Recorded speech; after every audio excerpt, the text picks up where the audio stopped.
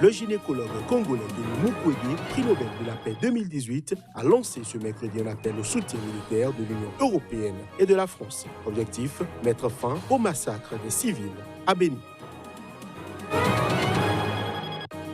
Les habitants de la région éthiopienne de l'ethnie Sidama ont voté ce mercredi. C'était lors d'un référendum qui pourrait donner naissance à un nouvel État fédéral dans un pays déjà aux prises avec des tensions communautaires. En Algérie, la mobilisation continue contre la tenue de la présidentielle le 12 décembre prochain. Ce mercredi soir, des manifestants sont sortis à Alger au 4e jour de la campagne électorale.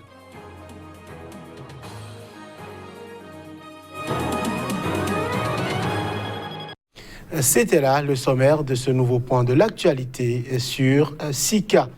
Le gynécologue congolais Denis Mukwege, prix Nobel de la paix 2018, a lancé ce mercredi un appel au soutien militaire de l'Union européenne et de la France. Objectif, mettre fin au massacre des civils à Béni, dans l'est de la République démocratique du Congo. Plus de précisions à travers cet élément. Nous lançons donc un appel à l'Union européenne et à la France en particulier pour considérer l'envoi de troupes d'élite sous le chapitre 7 du Conseil de sécurité des Nations Unies pour protéger la population civile de Béni contre un terrorisme aveugle, a écrit le docteur Mukwege au lendemain d'une nouvelle attaque meurtrière qui a tué au moins 10 civils. Le chapitre 7 de la Charte des Nations Unies prévoit notamment l'emploi de la force en cas de menace contre la paix. Nous appelons au déploiement d'une opération inspirée du mandat de la mission Artemis, a-t-il ajouté en référence à la force européenne sous commandement français qui avait mis fin au massacre communautaire dans la province voisine de l'Ituri en 2003. Le prix Nobel de la paix 2018 qui dirige une structure qui prend en charge les victimes de violences sexuelles plaide pour une opération militaire limitée dans le temps et dans l'espace. Le président français Emmanuel Macron a envisagé une opération militaire en matière de renseignement pour lutter contre les groupes armés dans l'est de la République démocratique du Congo en recevant le président congolais Félix Tshisekedi la semaine dernière à l'Élysée. Plus de 60 civils ont été massacrés dans la région de Béni dans la province du Nord Kivu depuis début novembre. Ces massacres sont attribués aux rebelles musulmans ougandais des forces démocratiques alliées ADF qui vivent en autarcie repliée dans la jungle. L'armée congolaise a annoncé début novembre des opérations militaires contre les ADF. On reste en République démocratique du Congo où l'ex-président du pays, Joseph Kabila Kabange, a dépensé 5 fois plus que le plafond autorisé par la loi en 2018 lors de sa dernière année au pouvoir. C'est ce qu'a déploré ce mercredi la Cour des comptes en marge de l'adoption du budget 2020. Les détails. La présidence de la République a dépensé 61,6 millions de dollars pour des prévisions de dépenses plafonnées à 12,5 millions en 2018, année de l'élection présidentielle du 30 décembre qui a vu la victoire d'un candidat de l'opposition. La Cour des comptes note que la plupart de ces dépenses non prévues au budget sont des dépenses courantes qui ne participent pas aux efforts de développement du pays.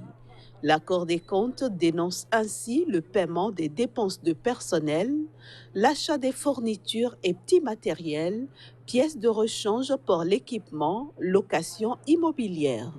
Le FMI s'était récemment déclaré prêt à consentir rapidement des facilités de crédit pour sortir la RDC de sa pauvreté généralisée.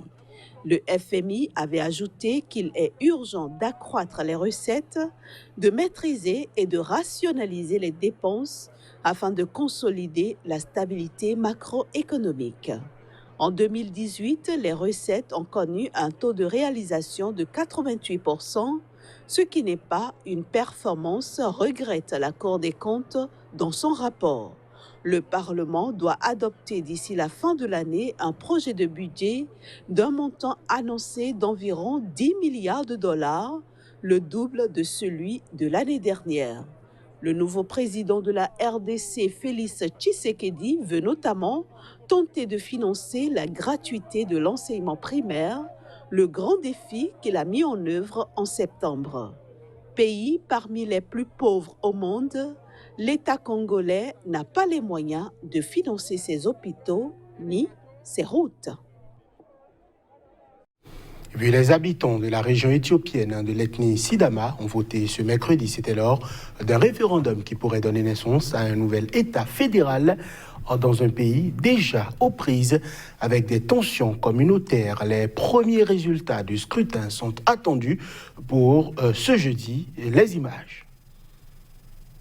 Les premiers résultats du référendum d'autodétermination de Sidama, qui s'est tenu ce mercredi dans le sud de l'Éthiopie, étaient affichés ce jeudi matin sur les murs des bureaux de vote. Quelques 2,3 millions d'électeurs étaient appelés à se prononcer sur la création d'une région autonome Sidama, un scrutin à valeur de test pour la stabilité du pays. En effet, l'Éthiopie connaît une forte recrudescence des violences intercommunautaires et des velléités autonomistes depuis l'arrivée au pouvoir en avril 2018 du Premier ministre réformateur Abiy Ahmed. Ce référendum pourrait accentuer la tendance et le risque de fragmentation du pays en servant d'inspiration à certains des quelques 80 autres groupes ethniques éthiopiens. Le processus de vote est inclusif, fluide, transparent et passionnant. J'ai voté pour une décision qui, je crois, contribuera au développement, à la paix et au bien-être personnel.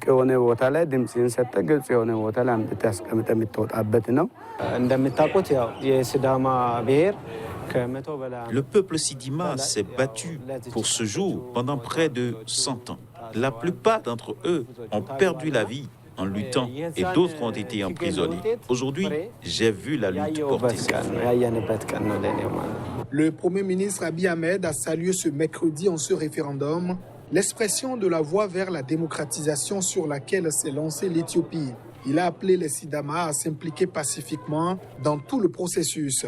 Deuxième pays le plus peuplé d'Afrique avec plus de 100 millions d'habitants, l'Éthiopie est actuellement divisée en 9 régions semi-autonomes, dessinées sur les bases d'un fédéralisme ethnique. Sa constitution exige que le gouvernement organise un référendum pour tout groupe ethnique souhaitant former une nouvelle entité dans l'année qui suit sa demande. Mesdames, Messieurs, cette édition se poursuit en Algérie.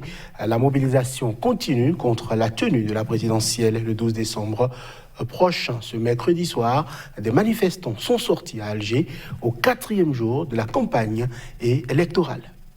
Depuis le début de la campagne électorale dimanche dernier en Algérie, les déplacements des candidats et leurs réunions, pourtant placées sous forte protection policière, sont régulièrement perturbés par des manifestants hostiles à la tenue de l'élection présidentielle.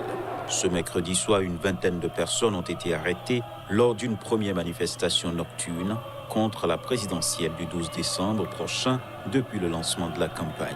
Les manifestants sont venus du quartier populaire de Bab el-Oued jusqu'à la Grande Poste, bâtiment du centre d'Alger devenu le point de ralliement du Irak. Le mouvement de contestation inédit dont l'Algérie est le théâtre depuis le 22 février.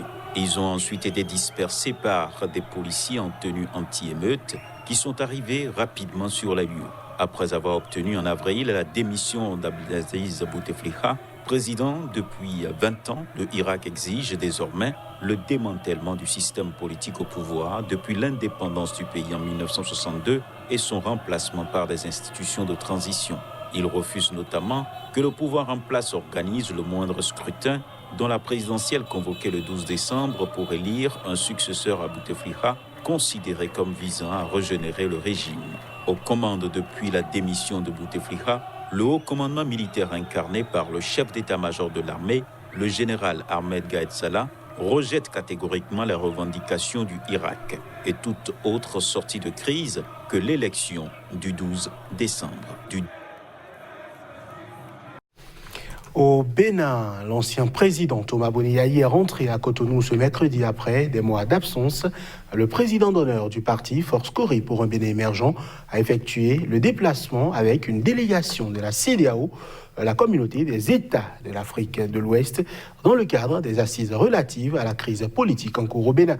Contrairement à ce qui était annoncé, il n'a pas rencontré l'actuel chef de l'État, Patrice Talon, à son arrivée. Image et son. C'est dans la liesse que l'ancien chef d'État a été accueilli dans la capitale béninoise Cotonou jeudi par ses militants, 5 mois après son départ du Bénin pour les soins. Le domicile de l'ancien président Nicéphore Soglo a été son premier cap après l'aéroport. Avant de regagner son domicile, Thomas Boniaï a visité la famille d'une victime par balle de la crise post-électorale de 2019.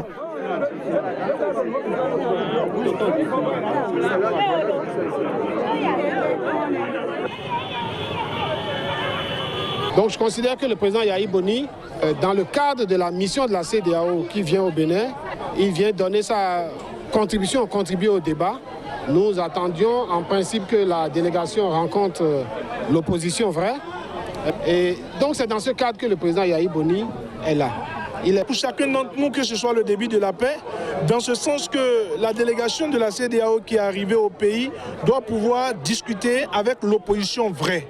Parce que jusqu'à l'heure où nous vous parlons, il n'y a pas encore eu de discussion avec l'opposition. Pour ce qui est de la rencontre entre le président Patrice Talon et Boniaï, le porte-parole du gouvernement, qui annonçait une rencontre festive mercredi entre deux grands hommes d'État, n'était apparemment pas sur la même longueur d'onde que le parti FCBE. À aucun moment, le président Yahi Boni ne nous a parlé d'une rencontre entre lui et le président Patrice Talon.